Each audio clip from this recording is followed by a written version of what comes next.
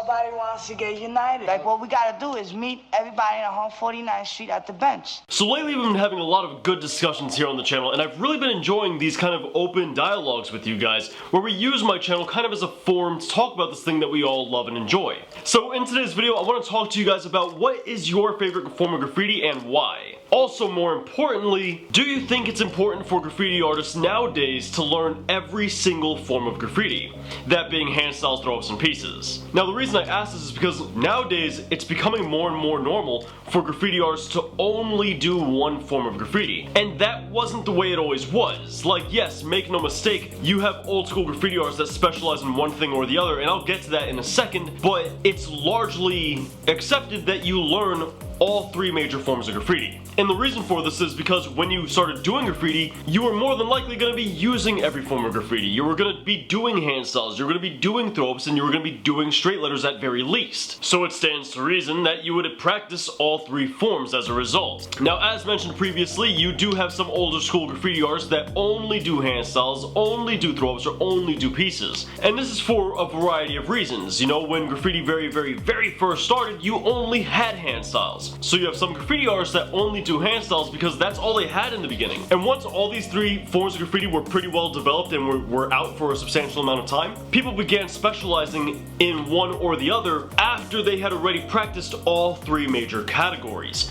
But nowadays, things are changing, and I think part of it has to deal not only with the rise of legal walls, but also with social media. Tackling the legal wall side of things first, you have graffiti artists that decide to do legal walls from day one. And while I'm personally okay with that, this does mean that they don't really have a need to practice hand styles or throw-ups. They usually just sign their pieces like they would a piece of art. And as far as the social media is concerned, you have some accounts out there, like some Instagram accounts, that are pretty famous for doing hand styles, and that's all that account does.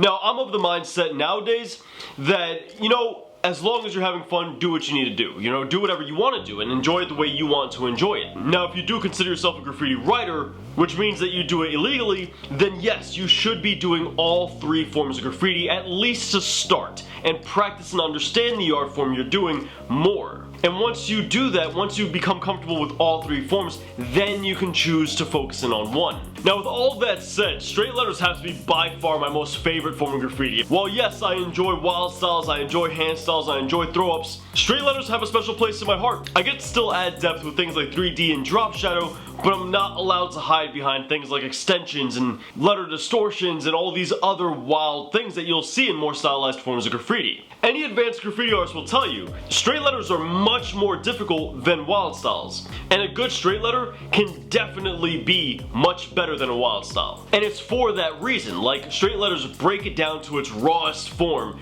as far as pieces are concerned. And that's what I enjoy about them. I know way back when I used to have a partner that specialized heavily in hand styles and throw-ups. Like this guy, we would be out and he would just do new throw-ups on the fly, right off the dome, and they were always dope. He would just rock a new hand style and it was always dope. You really have to appreciate a well done hand style and a well done throw up. Like, there's nothing that matches that. Once you learn how to do wild styles, they become probably the simpler way to do pieces, and you end up learning that they're not all that difficult once you learn how they work. And while yes, they do allow you to go ahead and kind of try out a lot of new things and jam-pack one specific thing with a lot of ideas and concepts, which can be a lot of fun, the other things are just so much more satisfying. They're just so much more satisfying.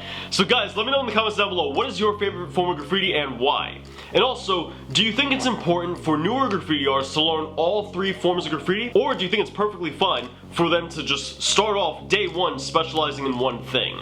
Let me know in the comments down below. Also, if you enjoyed today's video, hit me with a like. It helps out a bunch and makes the community larger. If you happen to be one of those people that are watching my videos for the first time, feel free to join the smartest graffiti community anywhere online. We have by far the most informative and credible graffiti information you can find anywhere online. I'll catch you guys next time. Peace.